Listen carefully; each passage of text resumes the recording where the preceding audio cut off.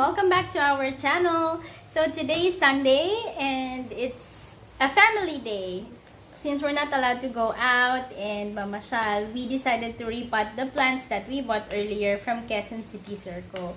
So I'm going to do it. I'm going to repot with Daddy Chad. Ayan guys, here are the plants that we bought earlier. Meron kaming nabiling flowers. This is a portulaca plant. Portulaca flower. So, yan. And this is a mosquito repelling plant. So, bumili kami kasi malamok ngayon. And that one, these are the pots that we're going to use. Umuulan, kaya baka mamaya pa kami matapos.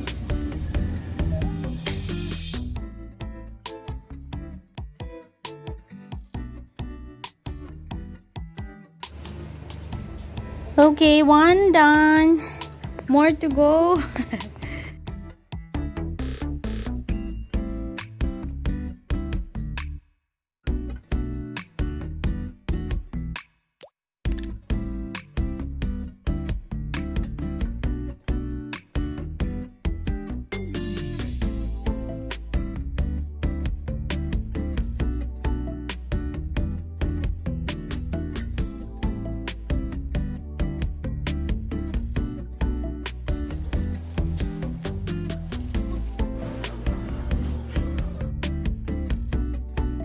Guys, it's my turn.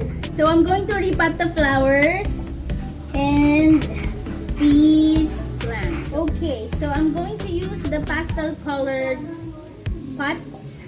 See? Ang ganda. Pang girl. And I also have the white ones with gold.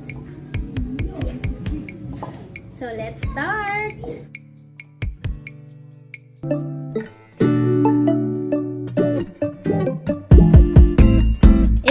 Guys, di ba ngayon uso yung two-toned na plant, dalawang kulay, yung leaves niya may green and white, yung isa naman may pinkish, green, tsaka medyo yan guys, I have the flowers now. Nirepot ko sila dito sa mga white, para mas magandang tingnan, may contrast. So, ang ganda ng colors, bright colors. So, dapat sa paso na simple lang, white.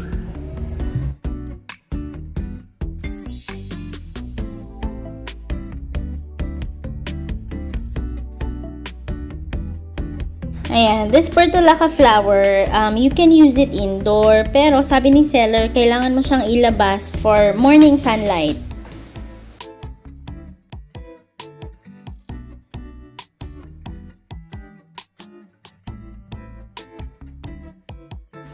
This one naman guys, this is called a butterfly plant. Mukha siyang butterfly, pag hapon na, makikita mo, nagko-close na siya, and in the morning, it opens.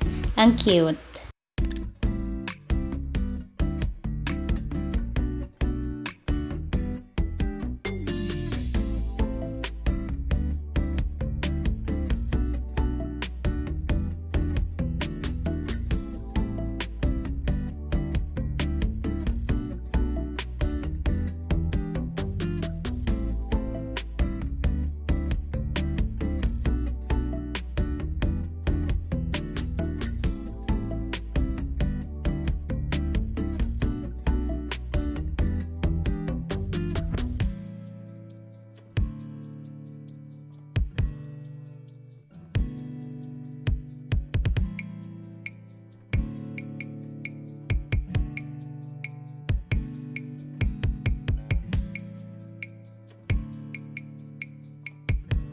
This one, I know you guys are familiar with this plant. These are one of the plants that brings good luck, prosperity, and fortune. So, this is a lucky bamboo. Madalas ginagamit ito sa offices.